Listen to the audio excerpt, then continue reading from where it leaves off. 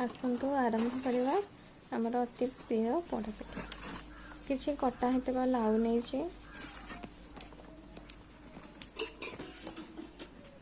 एमती छोट छोट कर काटे किसी पत्र किसी पानी नहीं पानी को फुटा दबा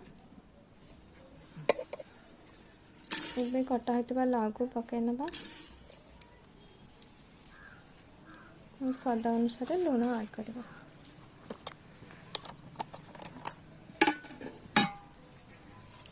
घोड़े दबा सिझापी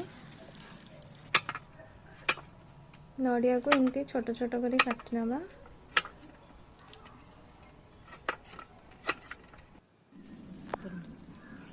देखा लाउ सिझिला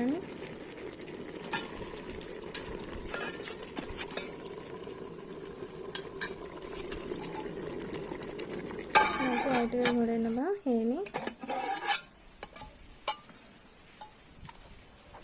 लाउ सिझीगला भलसे मिक्स करनवा कटा होता नड़िया पकेबा किसी काजू ऐड करवा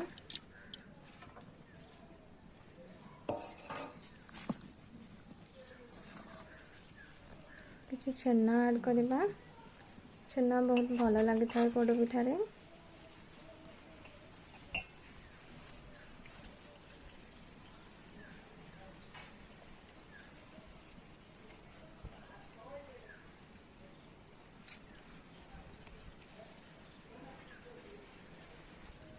छेना पकई सारा पर गुड़ ऐड करनवा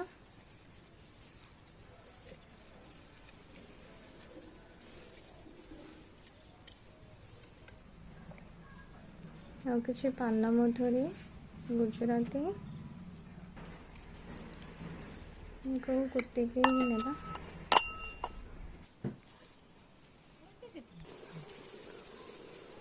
पान मधुरी गुजराती को ऐड करवा तापरे को भल से मिक्स करवा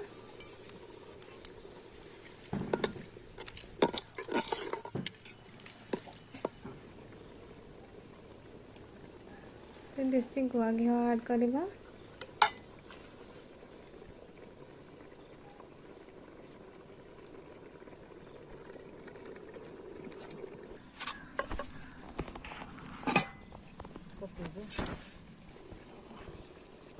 किसी चावल चूना नहीं चूना को अल्प अल्प कर ऐड करवा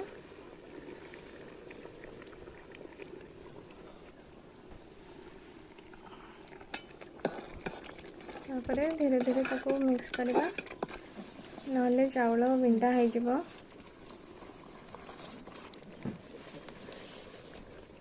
देखु मुझे करुँची अल्प अल्प चूना नहीं धीरे धीरे मिक्स कर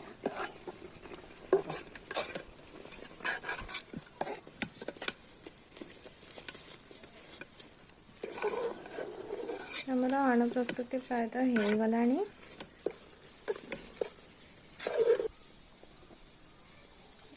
तल को ओल्हेइबा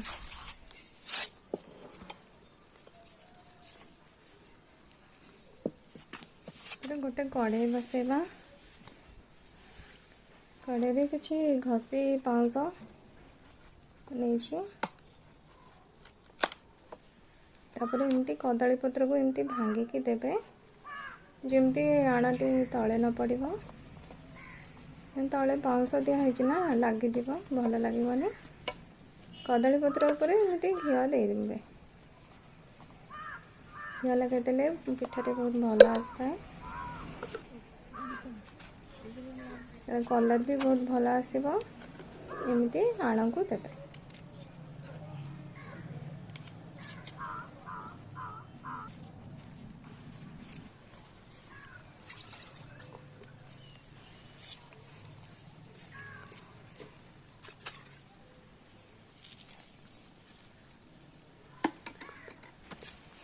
देखो धीरे धीरे एमती प्रेस करेंगे ना भितर एमती फांका फांका रही भल लगेनि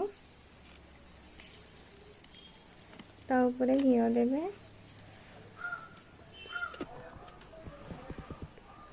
तापरे एमती कदली पत्र को ता ऊपर देवे।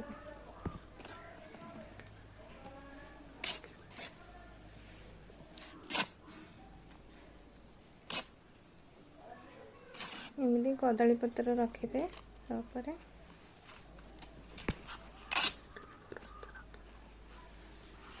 एमती 2-3 परस्त रखिदे, नहले ऊपर जो घसी निया दिया हबो से बेसी पड़ी जीव ना।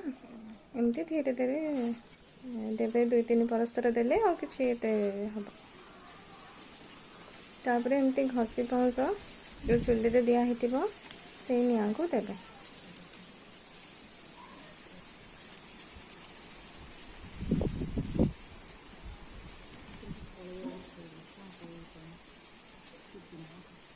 यह पिठा आमर ओडिया संस्कृति सहित जोड़ी हो रही, जहाँकि प्रभु जगन्नाथंकर अति प्रिय,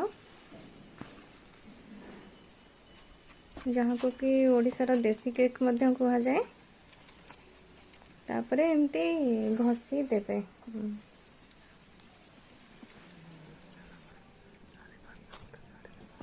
एमती घसी देला परे तले निया दिया हबो, निया ऊपर घसी दिया हबो। घसी देला परे 4-5 घंटा छाड़ी देवे। 4-5 घंटा भितर हो गलानी। एबे देखिबा पिठाटी केमती ହେଇଛି।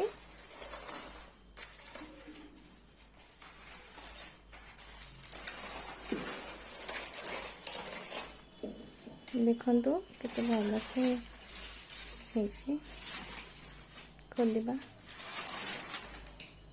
देखंतु बढ़िया कलर आछि, बेसी भी पोड़ीनी, पोड़ी गले भल लागिवनी। से पई कदली पत्र अधिक टिके 2-3 परस्तर देइथिबे। देखंतु केते सुंदर ହେଇଛି पिठाटी। एबे हाको काटिबा, काटी के देखिबा केमती ହେଇଛି।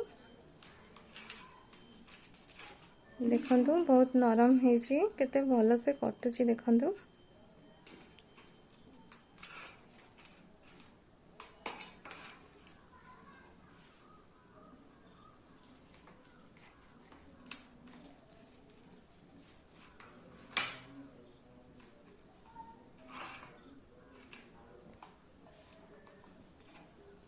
देखंतु बहुत सुंदर है पिठाटी।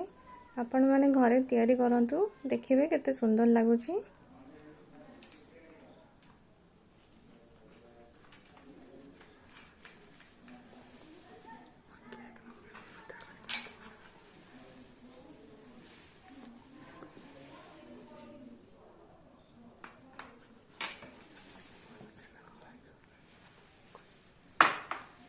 देखंतु केते सुंदर है पिठाटी। पिठा जदि भल लगी थाए आम चैनल को सब्सक्राइब करंतु, लाइक करंतु, कमेंट करंतु। जय जगन्नाथ।